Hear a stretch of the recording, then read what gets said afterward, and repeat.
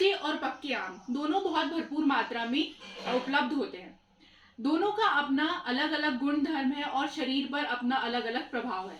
इस वीडियो में हम देखेंगे कि किस आम को किस तरीके से सेवन करने पर क्या क्या फायदे होते हैं अकॉर्डिंग टू आयुर्वेद। इसके पहले आप चैनल को सब्सक्राइब करें, बेल आइकन को प्रेस करें ताकि इस तरीके की वीडियोस की नोटिफिकेशन आपको टाइम पर मिल जाए।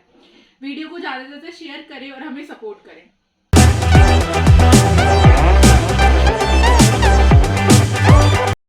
Hello everyone, welcome to our digital library. I am doctor Khushi Sahu and आज हम देखेंगे सबसे पहले कि पक्व आम, जो पके हुए आम है, उनके गुणधर्म क्या होते हैं। भावप्रकाश निघंटु के आम्रादि वर्ग में इसका वर्णन किया गया है। पक्वम तु मधुरम, वृश्यम स्निग्धम, बलप्रदम, गुरुवाथरम हृदयम, वर्ण्यम शीत पित्तलम, कषाय अनुरसम वहनी, श्लेष्म शुक्र विवर्धनम। इसका अर्थ क्या है ये हम समझते हैं। पका आम जो होता है वो मधुर रस प्रधान होता है और इसका कषाय अनुरस होता है, यानी जब स्टार्टिंग में हम इसे खाते हैं तो मीठा लगता है और लास्ट में थोड़ा कसैलापन इसमें होता है। देन वृश्य, वृश्य यानी वीर यानी शुक्र का वर्धन करने वाला होता है। स्निग्ध, इसमें स्नेह की मात्रा अधिक होती है जिस वजह से शरीर में लुब्रिकेशन प्रोवाइड कराता है। तो गर्मी के सीजन में पक्व आम का सेवन करना बहुत ही ज्यादा फायदेमंद होता है। देन आता है बल, बल यानी रस आदि रस से लेके शुक्र तक की धातुओं का वर्धन करता है। ओवरऑल स्ट्रेंथ जो है वो प्रोवाइड कराता है।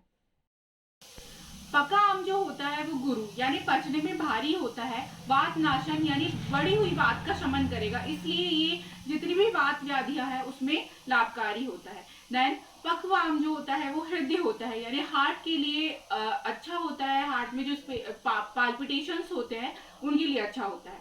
वात पित्त नाशक है, यानी ओवरऑल वात और पित्त का शमन करता है। वर्ण होता है यानी कॉम्प्लेक्शन को अच्छा करता है, यानी ओवरऑल स्किन के लिए जो है पक्व आम अच्छा माना गया है। शीतल यानी ठंडे तासीर का होता है, इस वजह से गर्मी में इसका सेवन करना फायदेमंद होता है। वहनी यानी जठर अग्नि को बढ़ाने वाला होता है, इसको खाने के बाद भूख जो है बहुत अच्छी तरीके से लगती है।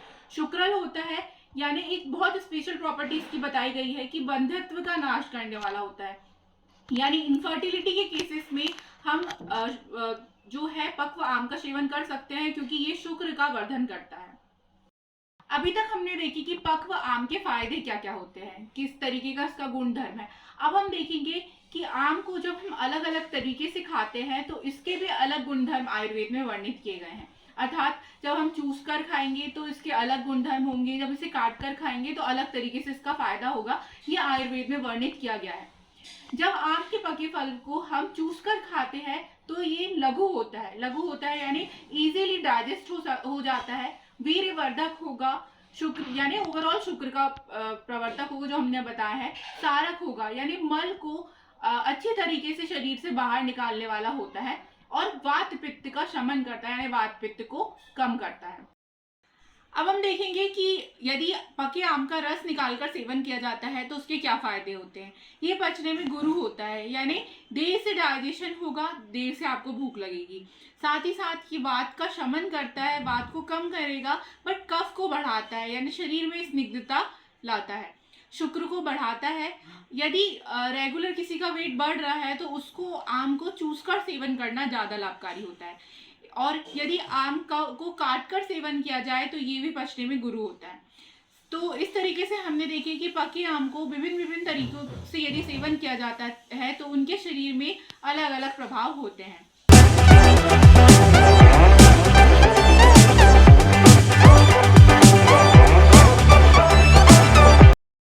अभी तक हमने पके आम के बारे में सारी डिटेलिंग देखी। अब हम देखेंगे कि कच्चे आम के क्या गुणधर्म होते हैं और इसके क्या फायदे या नुकसान है अकॉर्डिंग टू आयुर्वेद।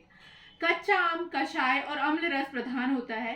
रुचिकर होता है, रुचिकर यानी खाना खाने का मन ना करे तो ये टेस्ट जो है टेस्ट बड्स को इम्प्रूव करता है और खाने में रुचि प्रदान करता है। दीपन करता है, यानी भूख आपको आसानी से लगेगी। तो इसको कच्चे आम का अचार जो है आप खाने के साथ ले सकते हैं, बट आपको क्वांटिटी जो है वो कम रखनी है क्योंकि ये वात पित्त दोनों का वर्धक होता है, यानी ओवरऑल त्रिदोष को बढ़ाता है। यदि हम इसका ज्यादा मात्रा में सेवन करते हैं तो ये जठर अग्नि को मंद करता है, ज्वर भी उत्पन्न कर सकता है, यानी फीवर हो सकता है। मल को रोकने वाला यानी कॉन्स्टिपेशन क्रिएट करता है और आंखों के लिए अहितकर होता है।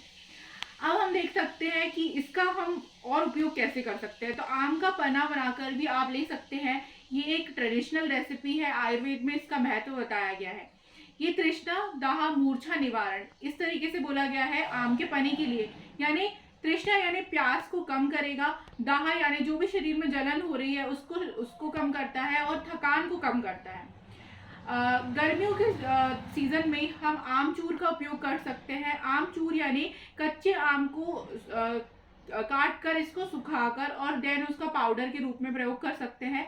ये कफ और वात को कम करता है, मल का भेदन करता है यानी पेट को बहुत अच्छे से साफ करेगा। देन कच्चे आम के अंदर जो गुठली निकलती है उसको हम बोलते हैं फल बीज मज्जा।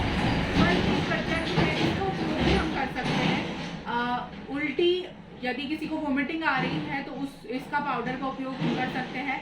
गर्भाशय में यदि सूजन है, सफेद पानी की शिकायत है यानी श्वेत प्रदर है और कृमि है तो 1 से 1.5 ग्राम की मात्रा में हम फल बीज मज्जा यानी इसकी जो गुठली होती है उसका पाउडर बनाकर 1 से 1.5 ग्राम की मात्रा में इसका उपयोग कर सकते हैं। तो इस तरीके से हमने कच्चे आम और पके आम के सारे गुणधर्म और उनके प्रयोग के बारे में देखे। आम का पेड़ ओवरऑल पूरे तरीके से फायदेमंद होता है। उसकी छाया गर्मी में लाभकारी होती है, पत्ते, फल जिसके बारे में हम देख चुके हैं। लास्ट आता है आम की छाल। आम की छाल यानी जो बार्क होती है पेड़ की वो भी बहुत उपयोगी है। वो रक्त संग्राहक होती है यानी ब्लीडिंग डिसऑर्डर यदि बहुत ज्यादा ब्लीडिंग हो रही है किसी को तो हम आम की छाल का पाउडर यूज कर सकते हैं। जैसे कि मेंस्ट्रुअल ब्लीडिंग, यदि मेंस्ट्रुअल ब्लीडिंग बहुत ज्यादा हो रही है तो 3 से 6 ग्राम पाउडर बनाकर काढ़ा बनाकर आपको इसमें लेना है। तो ये थे आम के बारे में पूरी डिटेलिंग। होप कि आपको ये वीडियो पसंद आया होगा। Thank you so much. Stay connected with our digital library for more videos.